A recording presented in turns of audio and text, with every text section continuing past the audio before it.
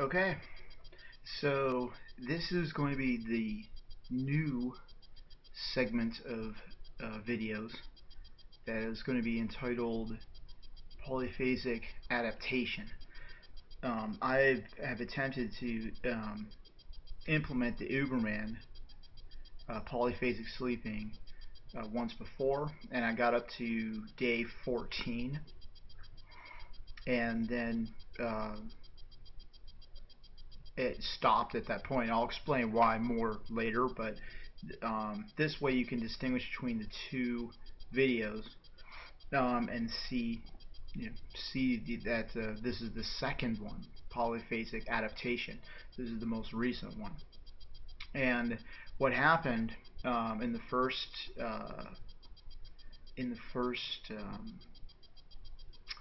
attempt was the difficulty of the what I'm calling it's funny, I'm calling it the subconscious boogeyman. That's what I that's like a label for it. It really is just the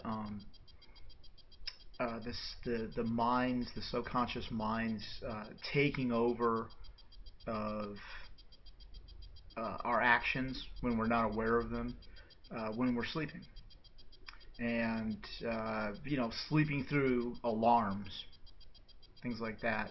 Things where you just oversleep, and you're not conscious of it. There's nothing you can do to prevent it. Yourself. Um, so that's the difficulty that I ran into, and I was not really working as consistently as I needed to be working while I was adapting.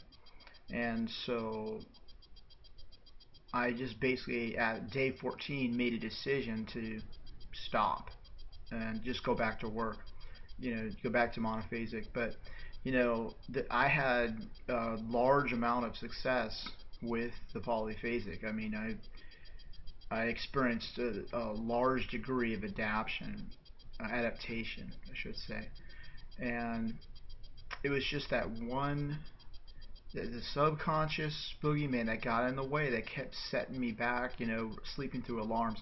On day 14, I think I slept through an alarm and overslept like 2 or 3 hours or something. It was like insane.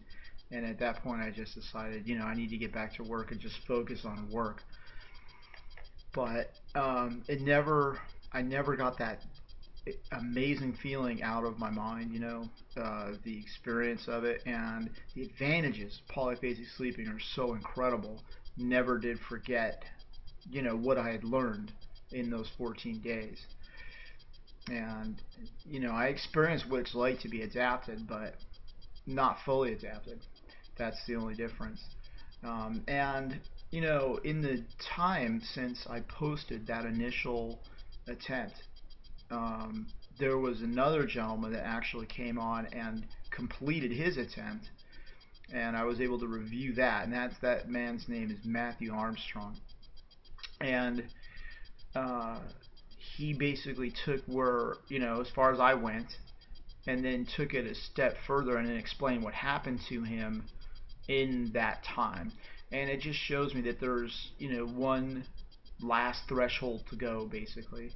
Um, it revolves around succumbing to the subconscious boogeyman. Okay, the one that comes and gets you without you even being aware of it. When you're sleeping, basically. Uh, makes you sleep through alarms. Okay, there's that. You can recover from that and overcome it. And so that's the final hurdle, basically, and to full adaptation.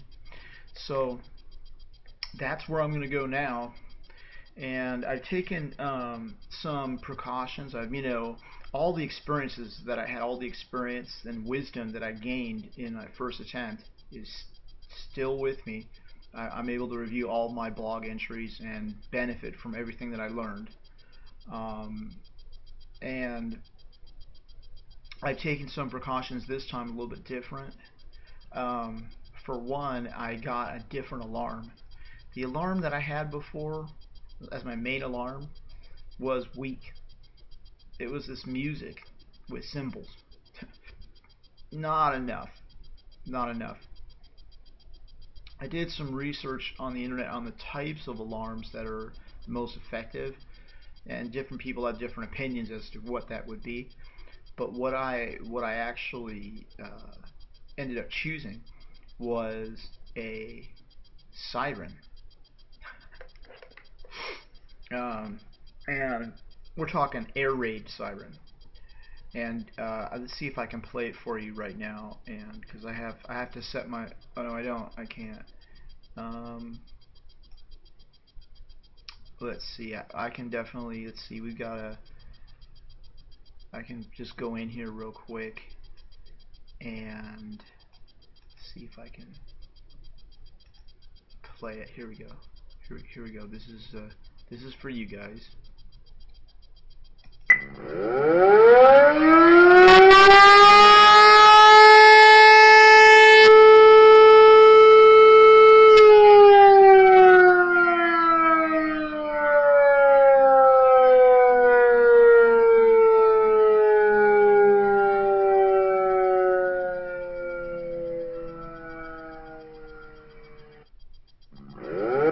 Okay, and then what it does is it just loops over and over.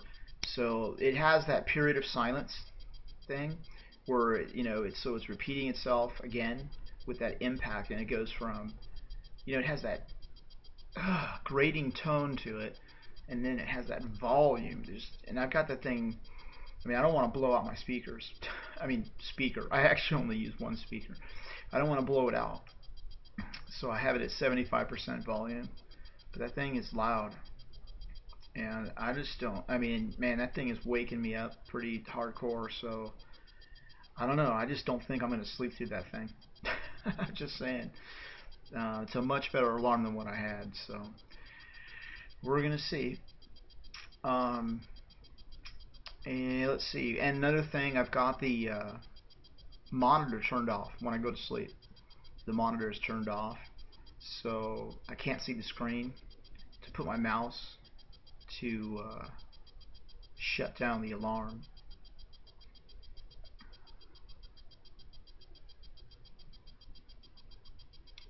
And so, I'm hopefully, I think that will also help to prevent me from unconsciously shutting down an alarm, which is a major issue right there.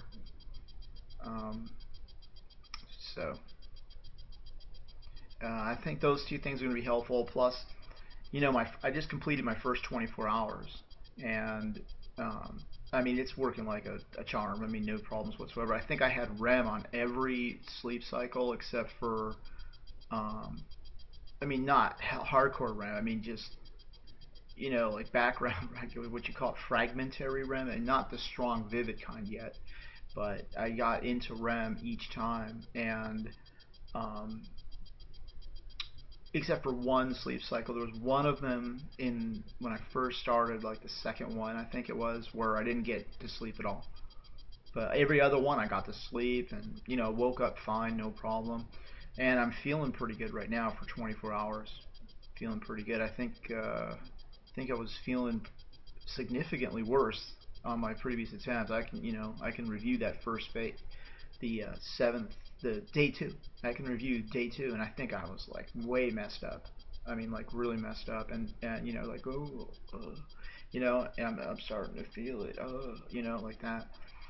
But now, I mean, it's just like no. I mean, I have certain uh,